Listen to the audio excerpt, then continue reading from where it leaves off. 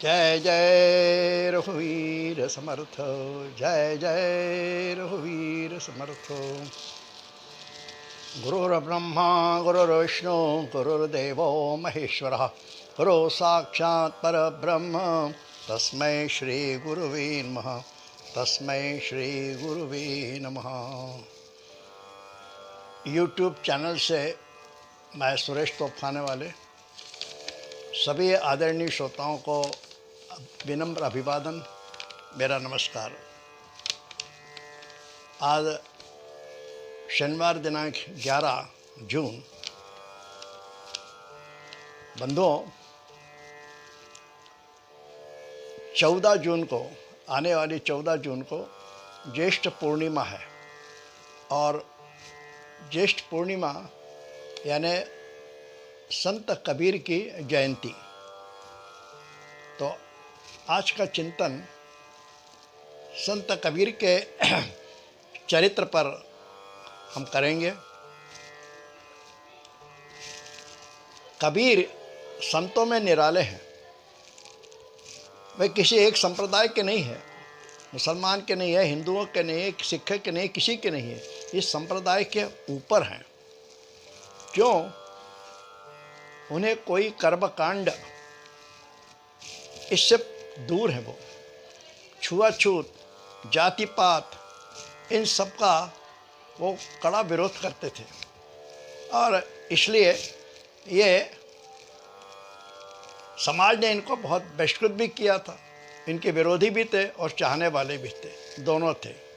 लेकिन एक अद्भुत संत है जिनका हम आज चिंतन करेंगे। इनके जन्म के बारे में भी विभिन्न कथाएं हैं। कहते हैं सन 1398 में स्वामी रामानंद काशी में यह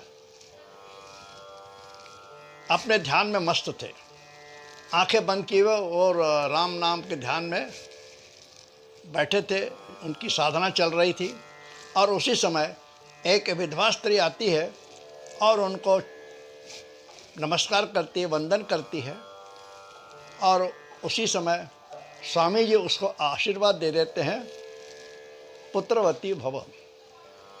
और स्वामी जी का आशीर्वाद वह सच हुआ और उस विधवा स्त्री ने 1398 में एक पुत्र को जन्म दिया।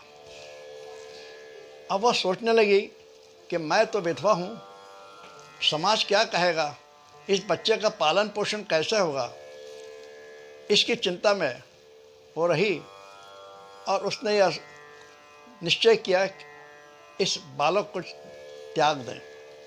वो जंगल में जाती है और एक वृक्ष के नीचे उस नवजात बालक को वहाँ छोड़ देती है, चली जाती है। उसी समय एक दंपत्ति वहाँ से जाती है, नीरू और नीमा। ये मुसलमान जाति की दंपत्ति है, तरुण है और वहाँ से जा रहे हैं। उन्होंने देखा वृक्ष के नीचे एक बालक सोया हुआ है, हंस रहा है, हाथ पांव हिला रहा है।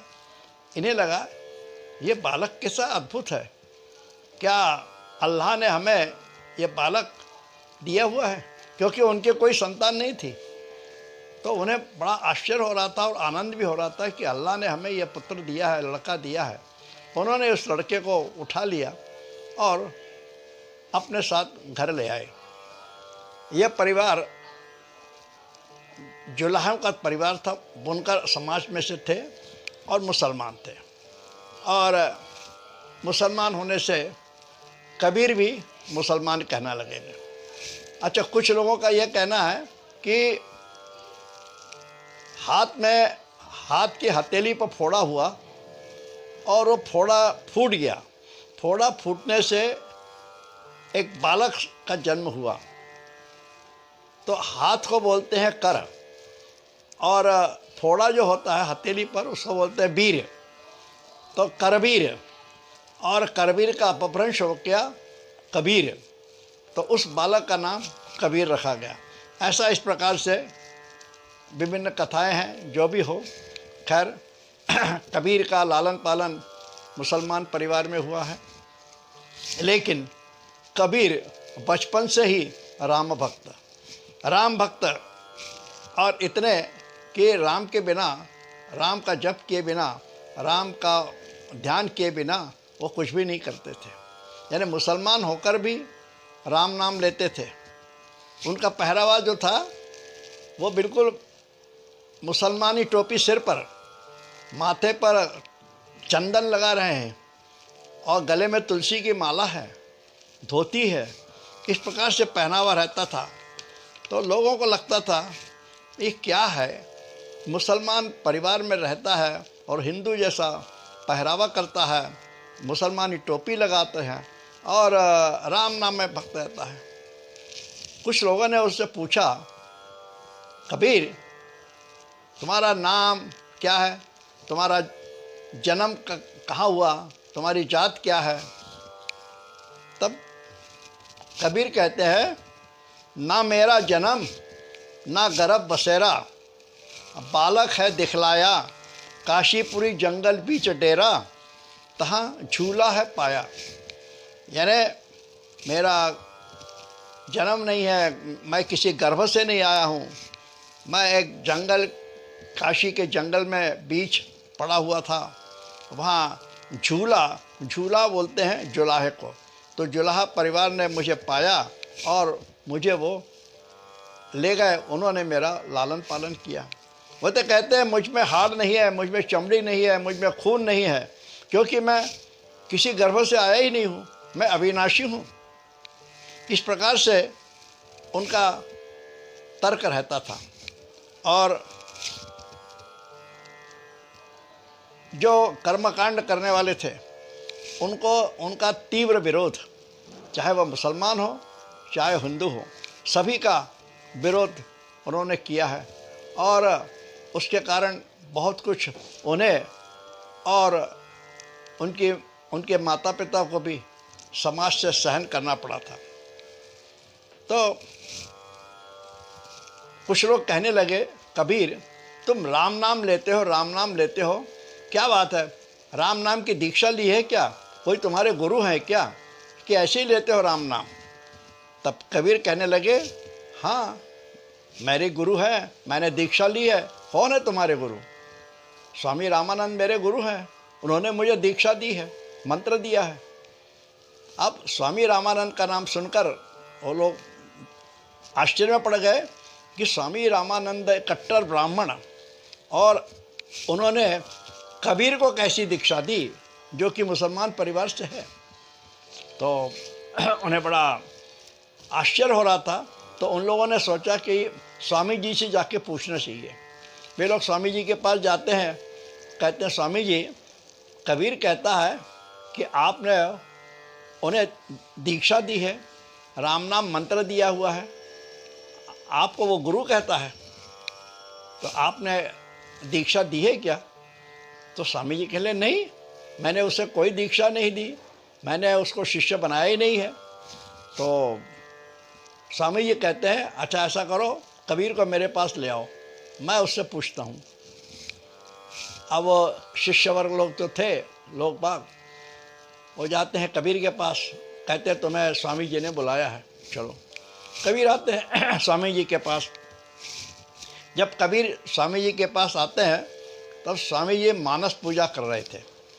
मानस पूजा होती है, उस पूजा में आपको किसी सामग्री की आवश्यकता नहीं होती है, सिर्फ मन से ही आपको परमेश्वर को अर्पण करना पड़ता है और हाथ से सिर्फ क्रिया करनी।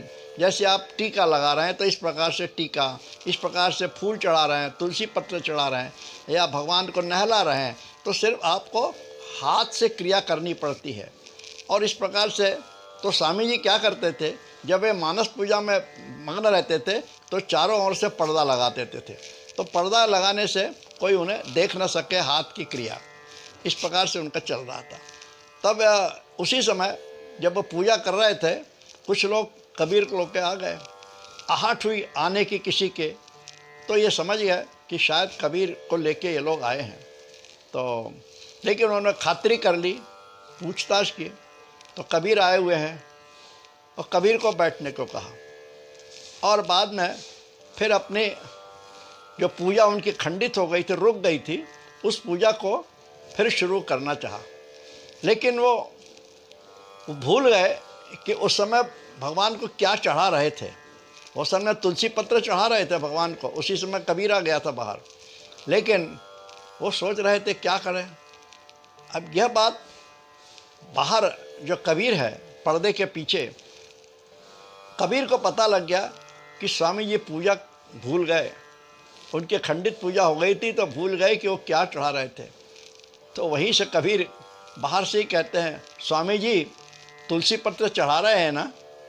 अब स्वामी जी ने जब ये सुना, कबीर कैसे कह रहा है तुलसी पत्र चढ़ा रहे हैं ना, मतलब कबीर को कैसे मालूम होगा कि मैं तुलसी पत्र चढ़ा रहा था। इस तर्क से स्वामी जी समझ गए कि कबीर साधारण नहीं है, यह सिद्ध पुरुष है।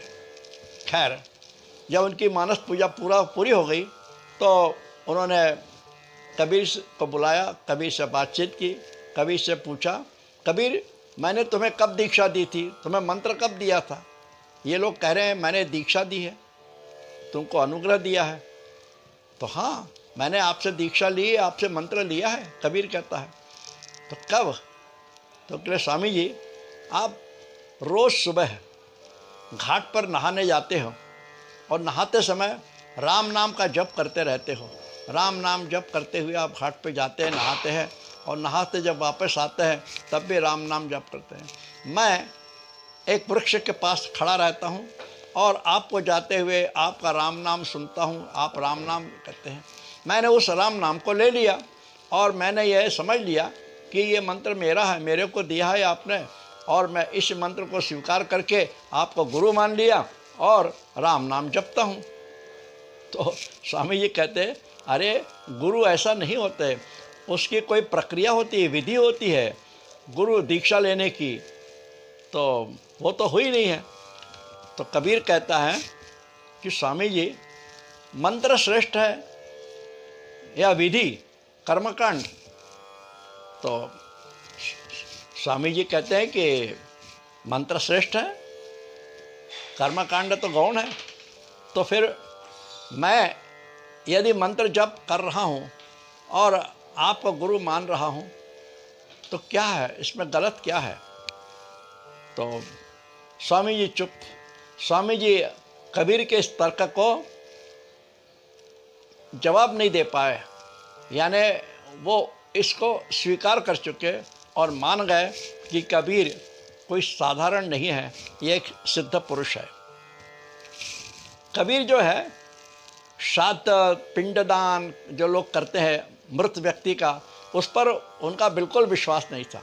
विश्वास मतलब ये कि उनका कहना था कि जब व्यक्ति जीवित है तब तो तुम उनकी सेवा नहीं करते हो और मरने के बाद दिखाने के लिए श्राद्ध और पिंडदान करते हो। यह उन्हें पसंद नहीं था, कबूल नहीं था, इसलिए इसका बहुत तीव्र विरोध करते थे। कहते थे ये सब ढोंग है, अरे जीवित व्यक्ति की सेवा करो, उससे प्रेम करो, हर व्यक्ति में परमेश्वर है, लेकिन उस समय तो उसकी उपेक्षा करना और मरने के बाद समाज को दिखाने के लिए पिंडदान करना, श्राद्ध करना, 13 दिन ये करना वो करना, तो ये बातें कबीर को पसंद नहीं थी।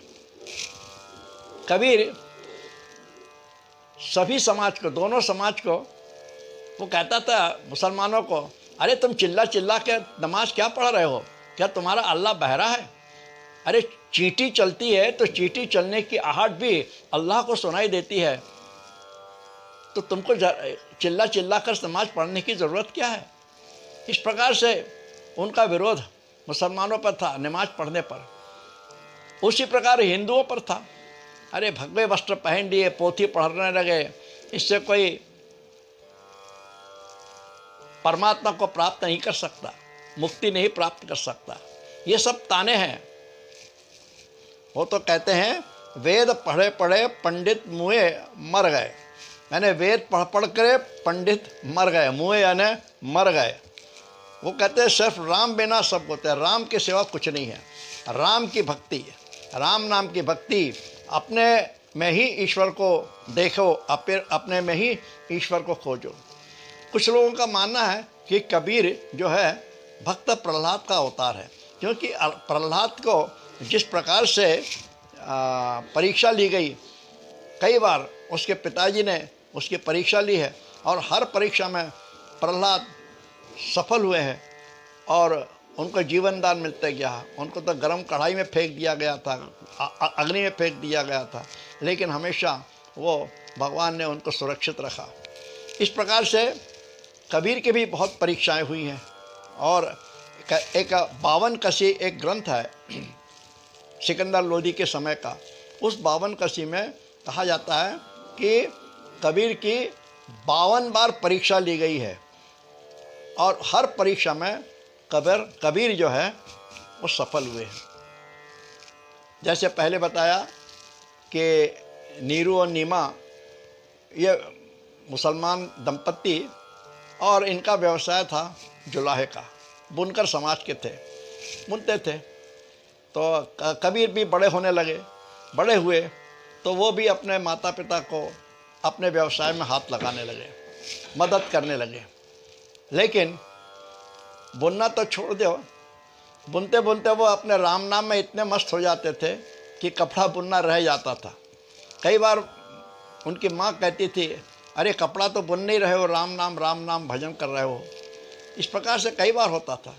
लेकिन कई बार ये भी हुआ है, कहते हैं कि भगवान राम स्वयं आते थे कबीर के बुनकर इसमें में और कपड़े बुनकर चले जाते थे। लोगों को आश्चर्य होता था कबीर के माताजी को, ये बुनकर कपड़ा कैसे तैयार हो गया। इस प्रकार से भगवान भी उनको मदद करते थे। और ये व्यवसाय बुना हुआ कपड़ा बाज़ार में जाते थे बेचने के लिए कबीर। तो कोई ज़रूरतमंद गरीब इंसान मिल गया, वो कहने लगा कि मेरे पास इतने पैसे नहीं है, मैं पैसे नहीं दे सकता हूँ, मुझे कपड़े की ज़रूरत है। तो कबीर उन कपड़े को वैसे ही दे देते थे। इस प्रकार से उनका जीवन था। अरे एक बार उनके घर में 60-70 ब्राह्मण आए भोजन के लिए, कहने लगे आज हमें भोजन करना है आपके यहाँ। तो कबीर ने कहा ठीक है, पत्नी से कहा भोजन बनाओ। तो पत्नी ने कहा कि आप सामान लाओ तो मैं भोजन बनाऊंगी। अब कबीर जाते हैं बाज़ार, दुकानों में जाते हैं, किराने की दुकान में, कोई उनको सामान उधार नहीं देता क्योंकि इनकी पिछली उधारी रखी हुई है। अब क्या करें, दोपहर का समय हो गया, वहाँ ब्राह्मण तो इंतज़ार कर रहे होंगे, यहाँ सामान नहीं मिल रहा है। वो निराश होकर एक मंदिर में जाके बैठ जाते हैं और वहाँ राम नाम जप करने लगते हैं। शाम तक वहीं बैठे हैं। शाम को फिर घर जाते हैं और सोचते हैं कि अब तो पत्नी बहुत उल्हाना देगी। लेकिन पत्नी बहुत उसका चेहरा हंसरा चेहरा था और उसने स्वागत किया। पत्नी कहती है, आपका कोई शिष्य आया था और वो बहुत सारा अन्न लेकर आया, बहुत सारी दक्षिणा लेकर आया, वस्त्र लेकर आया। वो कह रहा था कि उसको स्वप्न में भगवान ने कहा है कि आज का भोजन, सारा जो भोजन है वो कबीर के यहाँ दे आओ। तो वो यहाँ कबीर के हमारे यहाँ अपने हाथ देने आया था और वो सारा भोजन ब्राह्मणों ने खाया, तृप्त हो गए, उनको दक्षिणा दी गई, उनको वस्त्र अलंकार दिए गए। इस प्रकार से यानी तब कबीर समझ गए कि मेरे परिवार की जो आवश्यकताएं हैं, समस्या हैं, ये भगवान जो है वो खुद पूरी कर रहे हैं। कबीर ने एक बार मृत बालक को भी जीवंत कर दिया था, जिंदा कर दिया था। और बादशाह सिकंदर लोदी, उसके दरबार में एक शेख तुकी नाम का फ़कीर था। वो बादशाह का बहुत चाहने वाला था। और लेकिन क्या हुआ, सिकंदर लोदी कबीर की ओर भी झुक गए और कबीर को भी उन्होंने अपने दरबार में इज्जत देनी शुरू कर दी, सम्मान देना शुरू कर दिया। तो शेख तुकी जो है वो उससे जलने लगा, ईर्ष्या करने लगा। तो लेकिन इन्हें कोई फिक्र नहीं। उन्हें जब कबीर को पता लगा तो उन्होंने छोड़ दिया वो। और उस शेख तुकी की लड़की थी कमाली, उसका नाम था कमाली। और ये जो कबीर ने बालक को जिंदा किया था, तो उस बालक का नाम सिकंदर लोदी ने कमाल रख दिया था। तो कमाल कबीर का लड़का कहलाया। और कमाली जो है वो शेख तुकी की लड़की थी। और शेख तुकी की लड़की जो कमाली थी वो कबीर को अपना गुरु मानने लगी, मनीमन, और उनकी सेवा करने लगी। आगे चलकर कमाल और कमाली का विवाह हो गया, शादी हो गई और दोनों रहने लगे। इस प्रकार से कबीर का जीवन है, अंतर विरोध में है, उनके विरोधी भी हैं और उनके चाहने वाले भी हैं। और अब आ गया कबीर का अंत समय आ गया सन 1494 में। यानी कबीर की आयु करीब करीब 98 वर्ष थी, 96 वर्ष। अब कबीर का मृत्यु का समय आ गया। कबीर उस समय कहा जाता था कि काशी में जो मृत्यु होती है, जिसकी मरता है, उसे मोक्ष प्राप्त होता है। और इसीलिए सारे लोग अंत समय में काशी में जाते थे। ये कहा जाता है कि मृतक व्यक्ति के कान में भगवान शंकर 3 बार श्री राम श्री राम श्री राम ऐसा बोलते हैं, और उसके कारण वो मृतक व्यक्ति जो है वो मोक्ष को प्राप्त हो जाता है, ऐसा कहते हैं। इसलिए लोग काशी जाते थे। तो कबीर ने सोचा मैं काशी में नहीं मरूंगा। काशी के पास एक गांव है मगहर, 20 किलोमीटर करीब 20 कोस दूर होगा। तो वहाँ मगहर गांव, और मगहर गांव का ये उस समय प्रसिद्धि ऐसी थी कि जो मगहर में मरता है वो अगले जन्म में गधा होता है। तो कबीर ने सोचा मैं काशी में नहीं मरूंगा, मेरा अंत जो होगा वो मगहर में होगा। इन्होंने अपना फैसला कर लिया। अब सब लोग कहने लगे कि आप मगहर मत जाइए, काशी में ही रहिए, मगहर में जाने से अगले जन्म में गधे होते हैं। तो कबीर कहते हैं हमारी जब इच्छाएं बहुत होती है तब जो है हमारा मन जो होता है वो अशांत रहता है, और अशांत मन अगहर है, मगहर है। और वासनाएं जब है ही नहीं है, वासना खत्म हो गई है, कोई इच्छाएं नहीं है, तो हमारा मन काशी है। इसलिए मेरी तो कोई वासनाएं है नहीं, मेरी कोई इच्छाएं नहीं है, मेरा मन तो काशी है, और मैं मगहर ही जाऊंगा और मगहर में ही मेरा अंत होगा। उन्होंने जाना निश्चित कर लिया। तो उनके साथ में उनके जो शिष्य थे, हिंदू शिष्य और मुसलमान शिष्य, दोनों समुदाय के लोग मगहर उनके साथ जाते हैं। मगहर में कबीर ने कुटिया बनाई और कुटिया में अपने रहने लगे।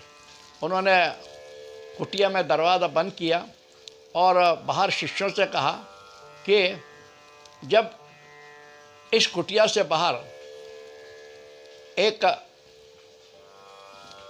दीप और बाहर निकलेगा, प्रज्वलन मतलब दीप शक्ति इस मकान से बाहर निकलेगी, तो समझना कि मेरा अंत हो गया है। तो अब ये राह देख रहे हैं कि वह चेतना, दिव्य तेज कबीर का बाहर कब आएगा। बहुत दिन अब ये तो हो गया, लेकिन वहाँ जो हिंदू और मुसलमान दोनों खड़े थे वो आपस में बातचीत करने लगे, और बातचीत क्या, उनका विवाद होने लगा, झगड़ा होने लगा। मुसलमान कहने लगे हम लोग कबीर को दफनाएंगे, उसकी मज़ार बनाएंगे।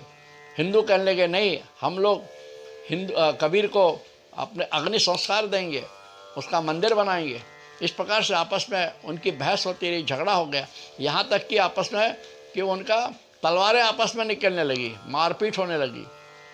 तो कुछ सयाने लोग जो थे उन्होंने कहा अरे मूर्खों, पहले देखो तो दरवाज़ा खोल के तो देखो कबीर है कि नहीं वहाँ पे। दरवाज़ा को खुलवाया, दरवाज़ा खोल के अंदर देखा तो वहाँ न कबीर है न कबीर का मृतदेह है।